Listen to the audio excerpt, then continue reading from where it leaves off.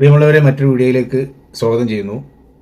എമ്പുരാൻ എന്ന സിനിമയ്ക്കെതിരെ ഹിന്ദുത്വ പരിവാർ വാണങ്ങൾ കോണകം അയച്ചു വീശി എതിർക്കുമ്പോഴും നടന്മാർക്കെതിരെ ഭീഷണി മുഴക്കപ്പെടുമ്പോഴും സിനിമയിലെ സീനുകൾ കട്ട് ചെയ്യാൻ പോകുമ്പോഴും വിജയകരമായ പ്രദർശനം തുടരുകയാണ് എമ്പുരാൻ.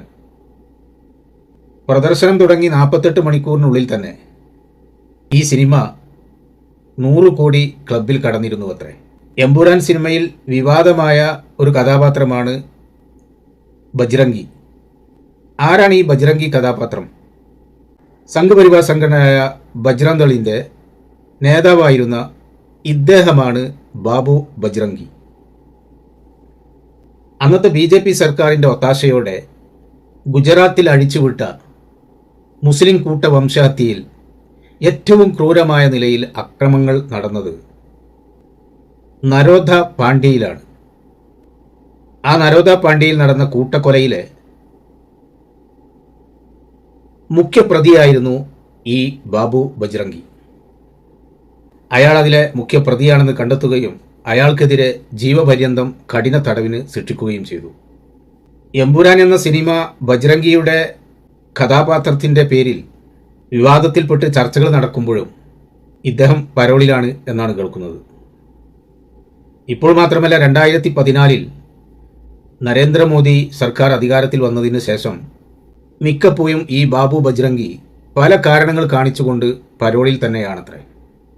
ഒരിക്കൽ പരോളിലായിരിക്കെയാണ് തഹൽക്ക നടത്തിയ ഒരു സിറ്റിംഗ് ഓപ്പറേഷനിൽ ഒളിക്യാമറയിൽ കുടുങ്ങിയ ഈ ബാബു ബജ്രംഗി തന്നെ ഈ കൂട്ടക്കൊലയിലെ അയാളുടെ കൃത്യമായ പങ്കിനെക്കുറിച്ചും നരേന്ദ്രമോദി ഇയാളുടെ കേസിൻ്റെ വിചാരണ വേളയിലൊക്കെ ഇയാളെ സഹായിക്കുന്നതിനു വേണ്ടി 3 പ്രാവശ്യം ജഡ്ജിമാരെ മാറ്റിപ്പിച്ചതുമൊക്കെ ഇദ്ദേഹം പറയുന്നത് ആ ഒളിക്യാമറ വീഡിയോയിലൂടെ പകർത്തി അത് പുറത്തായിരുന്നു.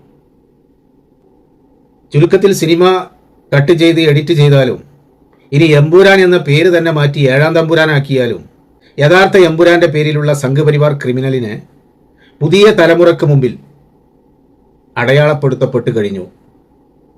വെറുപ്പിന്റെ രാഷ്ട്രീയത്തിനും അതിൻ്റെ വ്യാപനത്തിനും വേണ്ടി ചരിത്രത്തെ വളച്ചൊടിച്ചും ഫേക്കായിട്ടുള്ള നരേറ്റീവ് സൃഷ്ടിച്ചെടുത്തും മത്സരം നടക്കുന്ന ഒരു കാലത്ത് വർത്തമാന ഇന്ത്യ എത്തിപ്പെട്ട പകയുടെ രാഷ്ട്രീയത്തിൻ്റെ നാൾവഴികളെ ധീരതയോടെ തുറന്നു കാട്ടപ്പെട്ടു കഴിഞ്ഞു. ഇനിയും സത്യങ്ങളും യാഥാർത്ഥ്യങ്ങളും ഒക്കെ പുറത്തു ചാടിക്കാൻ നിയോഗിതരായി ആരെങ്കിലുമൊക്കെ ജന്മമെടുക്കും.